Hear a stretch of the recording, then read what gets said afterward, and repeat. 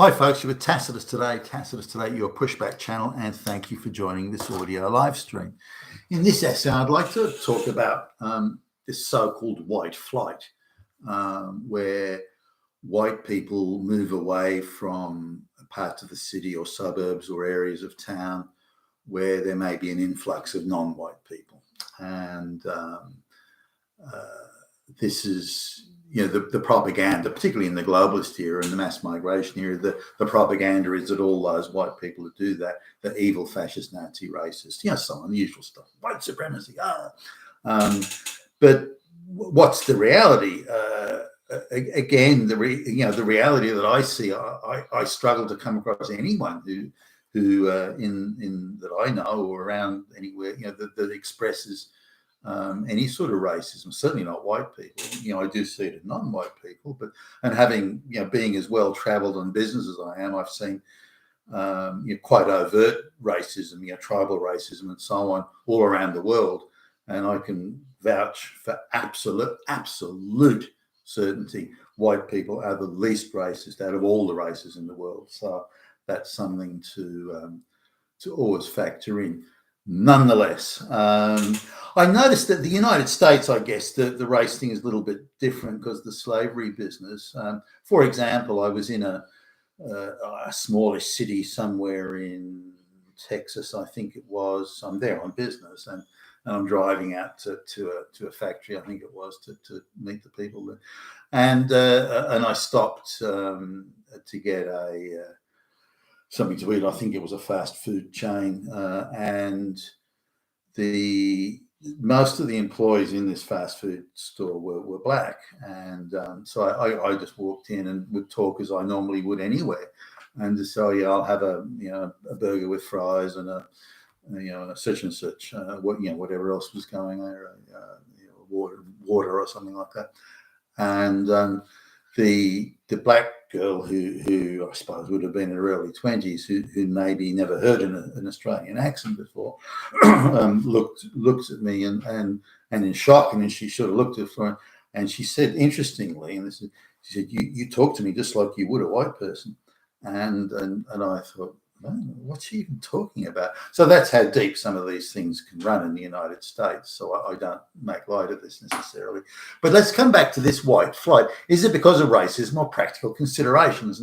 And if people move into your area and they behave very differently, and very differently from what the standard of behavior is, and that behavior is disruptive, then that would, and they arrive in sufficient numbers, then that would cause white people to leave the neighborhood, or certainly entertain the idea of leaving the neighborhood if they could afford it.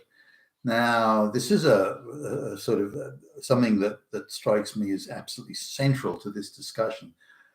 I don't know anyone that would move based on racism, as in just, I'm moving just because there's somebody of a different skin color neighborhood. It is always, and without exception, behavior related. The people coming in do not behave in the same way, and they behave disruptively. Must be two of those things, must be together. Just people, because say some Chinese people moved in next door to this place I was living at, and they did behave very differently, but they were not disruptive. So that's not so there has to be the two, the different behavior and disruptive behavior. And if people move away for those reasons, then it's not racist. So this idea that people move for racist reasons and Confederate flags and Nazis, that's bullshit. Absolute and total bullshit. So now, just looking at the some issues that I'll talk about firsthand. We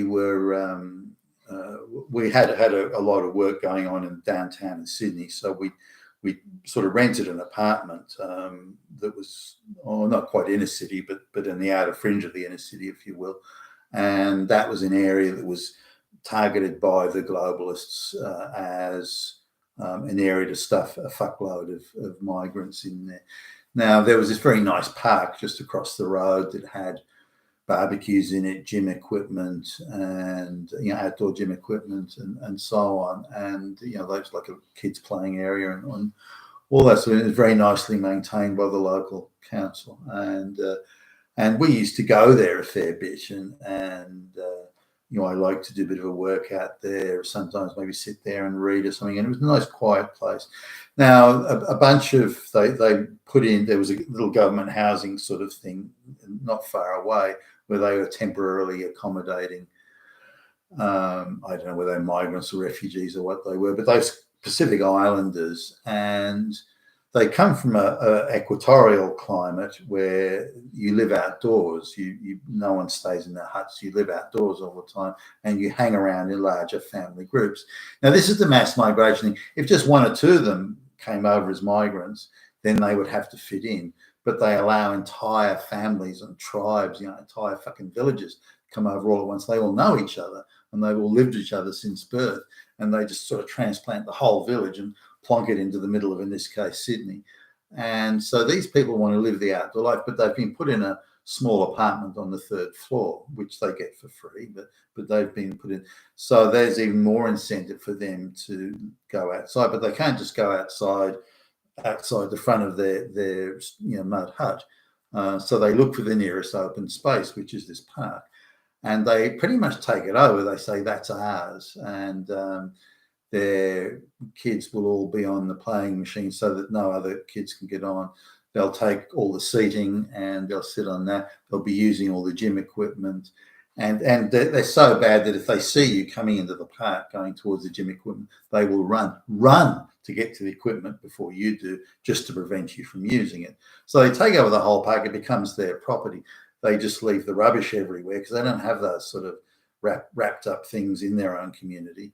And they don't really care about this. It's not really their backyard. This is Whitey's backyard.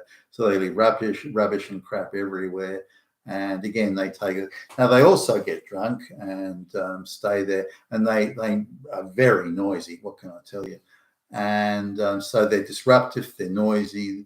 They leave a lot of rubbish. They prevent other people, and they think they have a right. By the way, we were here first. We can stop you from using this sort of thing. No, I sort of pushed. Hey, buddy, I want to use that.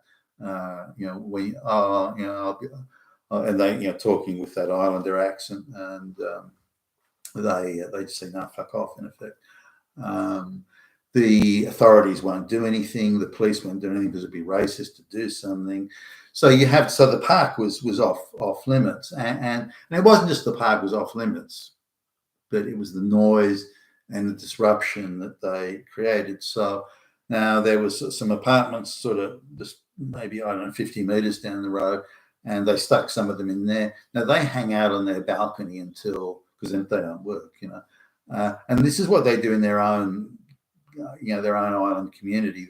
They stay up till late at night until about 2-3 in the morning when it starts to cool down, and then they go to bed and they get up at 11 o'clock, and so they live that same lifestyle when they come, even though the weather's not the same. They still stay and hang out in the balcony, and they talk very loudly. So at midnight and 1 o'clock in the morning, you're trying to get to sleep with all these people shouting at the top of their lungs, and you go over and talk to them about, oh, can you hear what we're saying? They act like they've got no comprehension of because that's the way they behave in their own island community. Now, if they were schooled or educated when they came to them, this is how things work around here. You must fit into this. But they're not given that sort of education or that sort of advisement or guidance. You can call it what you want. So they come in and try to behave exactly as they did in the island thing and think that we're strange for not behaving as they do, which is quite astonishing. I mean, they're hardly worldly people. They're illiterate in their own language. So you're not talking about worldly, high IQ people that studiously think, now, how can I best fit in? They just don't think that way. That's just not even in their scale of comprehension. So they quite pre-personal, really. And they are very disruptive, very noisy, terribly messy. They leave alcohol bottles around and wrappers from takeout food. They seem to survive and exist on takeout food. They don't seem to bother cooking too much.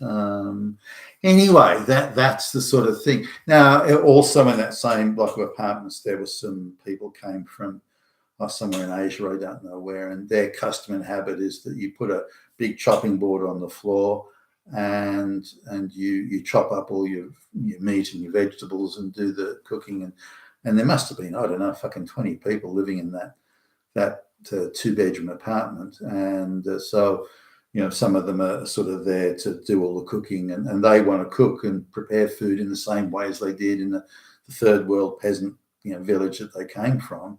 And so that why but they get put in an apartment. They're not on a dirt floor in a mud hut village somewhere. They're actually in an apartment on the third floor, and so that chopping goes on all fucking day and creates, as you imagine, a vibration through the floor. It creates an endless noise, and because of all the people coming and going, their villages, the screaming and the carrying on is endless. And so we decided that, and we asked to the owner of the property, so look, we don't want to rent this property anymore. There's so much noise, so much carry on, so much drama. We can't use the park. These people, when they've got cars, we've got we wanted to get a special security thing to stop people from parking in our parking space. I'm just telling them or putting notes on their windscreen seemed to have no effect. So we had to get these things done, and in the end, it was just too much aggravation, too much noise, too much having to wake up at night, and so on. So our lives were substantially disrupted by it, and needlessly so, just because they don't know how to behave or behave reasonably, or behave in a first world manner. That's not our problem. We're not racist by noticing that or observing it. We suffered from it, so we went to the owners of the property, said, look, we don't want to stay anymore. We'd signed a longer term lease, but we explained the situation, and they said, no, that's fine, and we worked something out, so we were able to get out of the lease early because of that. So we in fact had engaged in white flight, not because of any racism. I don't care. It makes no difference to me. And again, I'm a super well-traveled guy all over the world, so it makes no difference to me. I'm used to being, many times I've been the only guy in the restaurant who hasn't been black or brown, or the only guy in the office who's white or this thing. I'm quite used to that, so it makes no difference to me. But the behavior does make a difference, and it does directly impact and affect my life or our life, in that case. And now the same goes here. The government in this area that I live in now, the government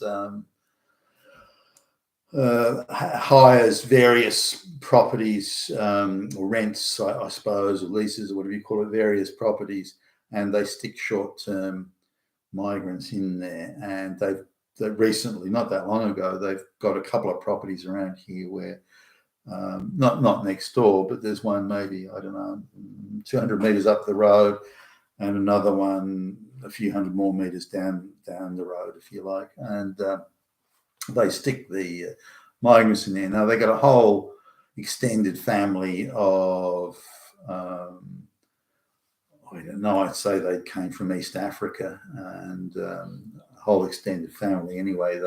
They stuck them in there. It wasn't for long. It was maybe a week and a half or so. And then they got moved out somewhere else. But fuck me, just having them here changed the neighborhood incredibly. They viewed any open space as their playground, and they just kind of take over.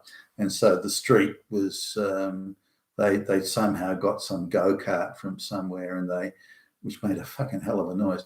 And they screamed and shouted to each other. They were shouting at the top of their voices, down the road, and they all hung out in the front yard having these conversations again at the top of their voice, which is very African, by the way. Most of the, not all, but most of the African customs and habits is that if you talk quietly amongst yourselves, it's like a cultural thing. That means you're conspiring against your neighbors or some. But so they talk at the top of their voices, and then that means you're not conspiring because everyone can hear what you're saying, and that's a good thing. That means you're a good, honest, and virtuous person if you shout at the top of your voice, just having a normal conversation.